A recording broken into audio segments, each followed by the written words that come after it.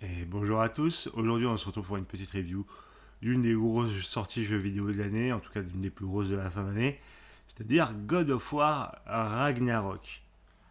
Alors God of War Ragnarok, de quoi ça cause?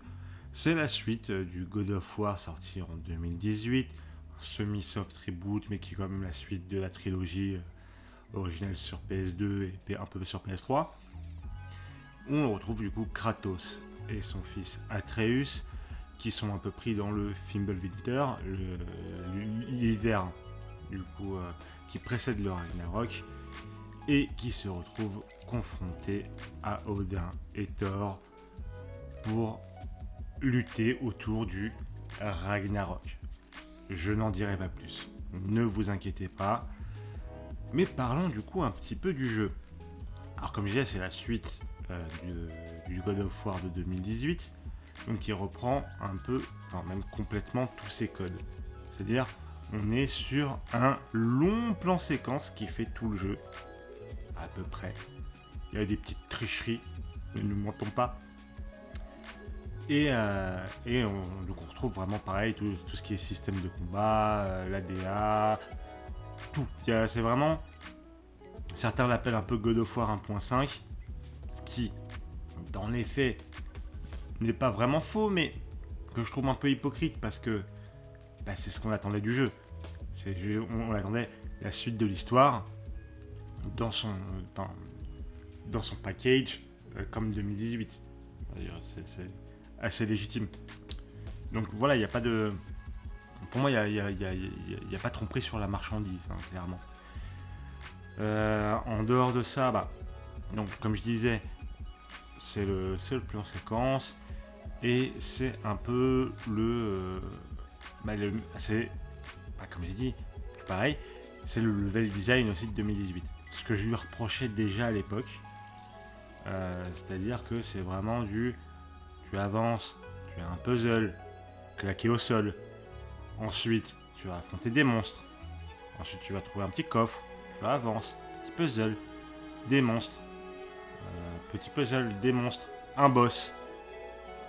Bon, moi je trouve, déjà à l'époque je trouvais ça daté en 2018, et là je trouve qu'en plus ça fait encore plus daté maintenant. Parce que celui de 2018, voilà, il avait un petit peu l'effet de surprise de son plan séquence, etc. Là, un petit peu moins. Donc, c'est un peu dommage. Après, il ne pouvait pas non plus drastiquement changer la formule sur cet épisode-là, ce que je comprends totalement. Mais il y a des moments où ça m'a saoulé. D'autant plus, alors, il y avait un défaut dans le premier, c'était le bestiaire. Qui là, ils ont, pour le coup, bien étoffé. Il y a pas mal de nouveaux monstres, il y a des mini-boss, il y a plus que deux boss, c'est cool, mais beaucoup, je trouve qu'il y a, enfin, comme je vous disais, c'est, t'avances, t'as des monstres, coffres, etc. Donc c'est un peu des petites arènes que tu dois remplir pour avancer. Et il y a pas mal de mobs où je trouve que c'est juste des sacs à PV qui tapent comme des bœufs sans grand intérêt.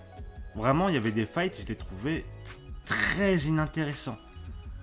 Et mais j'avais pas ce ressenti sur le premier, bizarrement. Alors que je pense que ça doit être totalement pareil dans les faits. Mais ça m'a saoulé par moment. Vraiment, j'étais là en mode, je suis pas là pour ça. Et ça, je l'impute, je pense principalement à l'aspect light RPG. Parce que moi, pour le coup, ce God of War est comme le précédent, je les ai fait en mode, moi, je veux juste voir l'histoire, tout ce qui est quête annexe, etc. J'en ai rien à carrer. À mon grand dame, hein, il est vrai. Mais comme je suis pas un archi fan des combats du jeu, j'avais pas trop et que j'aime pas les puzzles du jeu, j'avais vraiment pas envie de me faire chier à faire un peu tout le contenu annexe. Et en plus, il y a Pokémon qui arrive. Voilà. On a des priorités. Hein. Et du coup, j'ai pas trop poussé sur l'aspect light RPG, vu que j'ai pas trop fait de contenu annexe, un petit peu, mais pas des masses. Et du coup, je pense que c'est un peu ça qui fait qu'il y a des combats où que je trouvais trop long, parce que peut-être que j'avais pas l'équipement suffisant, les compétences ou quoi que ce soit, je ne sais pas. Et c'est dommage. Moi, je pense que ce côté light RPG n'a rien à faire dans God of War. Pour moi, là où God of War est le meilleur, c'est dans ses boss, enfin en dehors de l'aspect narratif, mais on y reviendra plus tard, c'est dans ses boss fights. Pour le coup, les boss fights sont très réussis. Vraiment, les gros boss fights 1v1 ou à la rigueur 1v2, voilà, c'est de la bonne castagne et il y a pas, il y a beaucoup moins l'aspect stats qui joue, enfin stats et stuff, etc. C'est là que c'est le meilleur. Et c'est là où l'aspect light RPG, je trouve, a le moins d'impact. Donc, voilà. Et moi, ça me fait chier parce que du coup, il y a beaucoup de choses que j'aime bien dans le jeu, mais c'est vraiment ces arènes, ça m'a cassé les couilles. Ça m'a cassé les couilles. Il y a des moments où j'ai eu envie de rage quit le jeu. Je l'ai pas fait parce que j'aime beaucoup trop ce qu'il y a autour. On y reviendra. Mais ça m'a saoulé. Bon, voilà, l'aspect light RPG et ah oui, aussi le level design globalement pas fou, hein, tu vois. Tu sais toujours, enfin, tu sais toujours où tu dois aller. Quoi, ce qui est bien, attention, ce qui est bien, ça veut dire que c'est un bon level design dans les faits. Mais comme j'ai dit, voilà, l'aspect carte, monstre, trésor, puzzle, va falloir rajouter de la variation. Va falloir rajouter de la variation dans le prochain. Voilà. Mais bon, voilà, ça y est, on a parlé de tout ce qu'il y a de négatif dans le jeu. Là, on va pouvoir aller dans le positif. Donc, je vous ai dit, c'est le plan séquence. Et, comme dans le premier, c'est toujours une masterclass narrative. Vraiment. C'est incroyable comment ils arrivent à utiliser ce plan séquence, à la fois pour nous raconter des trucs, pour nous surprendre, pour vraiment jouer avec nous. Ça nous permet aussi d'avoir des transitions, etc., qui sont très imaginatives. Et ça, j'adore.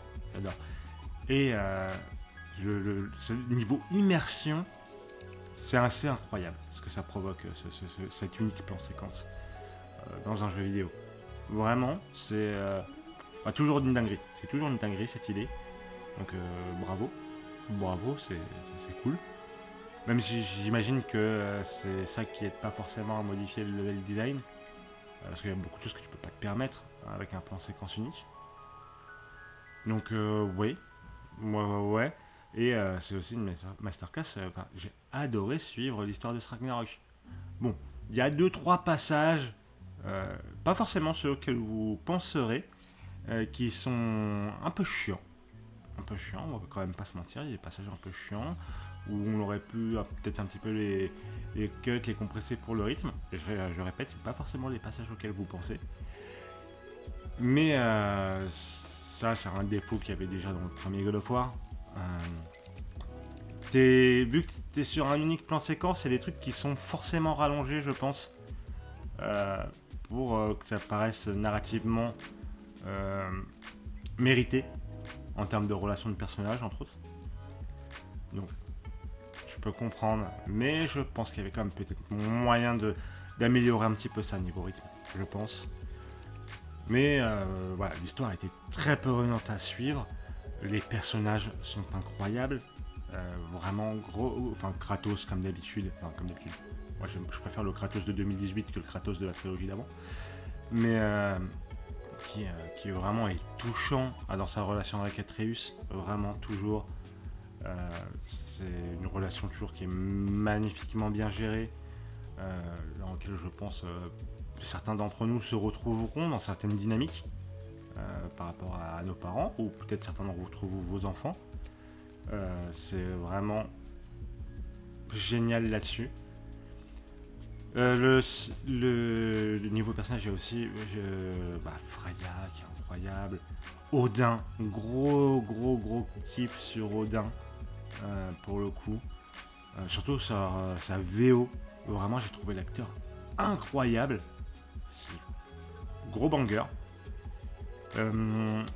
Même par exemple Thor aussi, j'ai trouvé le personnage de Thor très réussi. Il y a d'autres personnages dont je ne vous parlerai pas parce que ça pourrait possiblement être du spoil. Oui, quand même, on va pas déconner. Quand un jeu s'appelle God of War Ragnarok, vous vous doutez bien qu'il y aura Thor et Odin. Bon, voilà. D'autres personnages qui sont très réussis dans des styles très différents. Des fois, des emmerdeurs qui sont très réussis, qui m'ont beaucoup fait marrer. Donc voilà. Sinon, j'ai noté quoi d'autre? Pam. Ah Ah oui, le déroulé de l'histoire, vraiment pareil, est excellent. La fin est vraiment très très cool. Justifié. Qui a. Où vraiment tout le jeu se justifie. Euh, et sa fin aussi. Vraiment. En termes d'écriture, impeccable. Et pareillement, si j'allais revenir un peu sur l'aspect technique, oui, le jeu est beau, je vais pas passer 20 minutes dessus, c'est une dinguerie visuelle. J'ai pas vraiment besoin de vous le dire, clairement. Et, sur PS5, ça tourne à pec, les temps de chargement, c'est quoi, je ne connais plus. Vraiment, génial. Et surtout, je voulais aussi revenir sur les musiques. Les musiques, c'est une dinguerie. Elles sont souvent assez discrètes, mais très très très efficaces. Hein. Globalement, là, quand je vais me faire du montage juste après, je vous cache pas que ce sera avec l'OST de God of War dans les oreilles. Vraiment, grosse dinguerie. Bon, forcément, grosse vibe viking, un petit peu nordique, etc. Normal. Et gros kiff. Voilà. Donc, vraiment très réussi. Alors, qu'est-ce que je peux vous dire de plus? Je pense qu'on va juste faire un petit sum-up. Hein. C'est globalement ce God of War. Est-ce le GOTY? Oui. Après, je serais pas aussi dithyrambique que certains, parce que vraiment, il y a des choses qui m'ont énervé, comme je vous l'ai dit, dans le level design, dans les ennemis, etc. Est-ce que ça lui retire son titre de GOTY? Je ne pense pas. Parce que, pour résumer, malgré ses lacunes, rien que le fait que narrativement ça soit aussi incroyable, ça valait le coup. Ça valait le coup. Et c'est un des meilleurs jeux que j'ai fait cette année. Il y en a peut-être un ou deux que je lui préférerais, mais qui ne méritent pas forcément le GOTY. Du coup, God of War, je lui donne le GOTY. Bon, surtout que moi je suis vraiment pas fan d'Elden Ring. Donc voilà, ça paraît du coup assez évident au final. Donc voilà. Je pense que je peux vous dire que si vous avez aimé le God of War 2018, jetez-vous dessus, ça règle quelques problèmes, ça continue l'histoire. Il y a encore des trucs qui sont pas incroyables, mais est-ce qu'au final ça gâche vraiment ton expérience de jeu?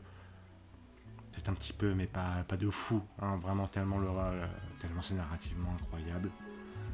Donc n'hésitez pas à vous jeter dessus. Ça fait plaisir. C'est une belle exclusivité Sony.